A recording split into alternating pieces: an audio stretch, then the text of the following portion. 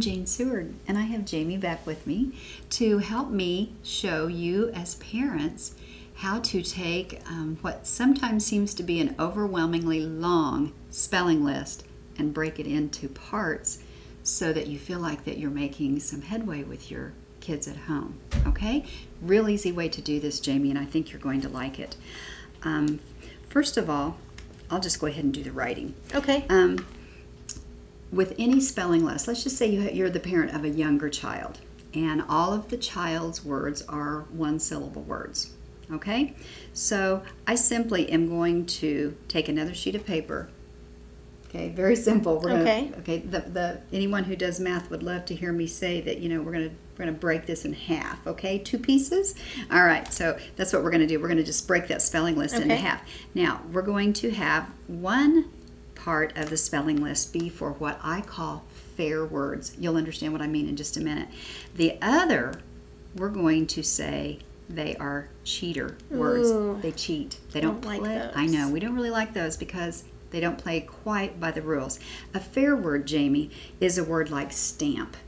Okay? Now, even if your child does not have the word stamp in their visual memory and can just write it, okay, then stamp is what we call a fair word because I can simply listen for the sounds in stamp and take the way that we spell each one of those sounds, and I have the word exactly. Okay, Right. Spelling doesn't have to be about memorizing every word or writing each word 3 times or, anything like that. All of those techniques that really don't work with kids, okay? So let's just take the word stamp, and I'm going to tell you that it has 5 sounds. So actually, just so you have something to take home and to remember, just take your pencil, and I want you to go ahead and draw a line down that side of the paper. And on this side, just make yours look like mine and write fair, and then just quickly write cheater on the other side.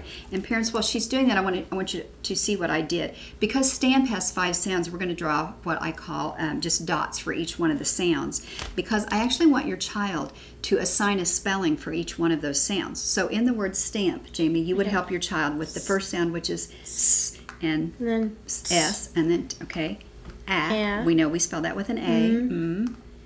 Okay, good job. And stamp is simply a fair word because there was nothing, absolutely nothing there to remember. Assign the spelling, you're good to go. All right? Just one more along that line. Okay. I'm just thinking of the word last. Okay. All right? Last has 4 sounds, so you would need 4 sound dots. Ul, and then st. So see, words like stamp and last in their spelling list, Jaime, they're going to be so simple for them. Because simply listen for the sounds in the word and spell them. There's nothing to memorize. Okay. Now, we're going to save that memory work for the cheater side. Okay. I'm thinking of the word was. Oh, my goodness. All right. This is, in my classroom as a 1st grade teacher, I'll just put it down here. Yes. Oh, my goodness. This is how I spelled the word, or saw the words was spelled. And that's how I see it in text messages, too. That's exactly right. All right. And we do begin to develop some bad habits with that, but I can show you how to help your child with that. Was has 3 sounds. All right. I just proved it. I assigned 3 letters to it. What? Excuse me. I want to make 3 sound dots for was. Okay. The first sound was w, and that's fair. So write a W there. The next sound, and don't write anything because we know it's not spelled with a U. The next sound is but I have to tell my child this now. Okay, spell it with an A. So write an A there, and we'll come back and talk about that in a minute. The last sound is Z, but we spell that. You'll tell them with an S. Now here's what I want you to do. At home, you can use a highlighter. A yellow crayon works perfectly because you can see right through that if you don't have a highlighter. And what you do then is I'm just going to draw a yellow box around mine. But what I would really want you to do is I would want you to color that in. And if I do that too hard, my A will go away, so I'm not going to do that. All right, because this is something my brain is going to have to take a picture of. Oh, you're right. So it's a little snapshot. It is. All right, same way with the S. Okay. Highlight it as well. Okay?